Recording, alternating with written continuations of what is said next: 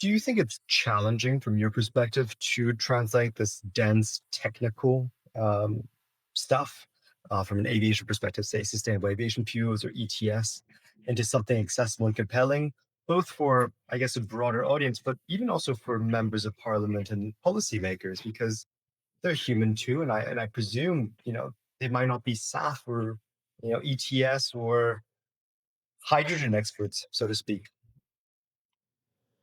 I would actually say communicating about the industry full stop is quite difficult. I remember when I first started, I was introduced to the issue of airspace and airspace reform. And it is a fiendishly technical, complicated topic.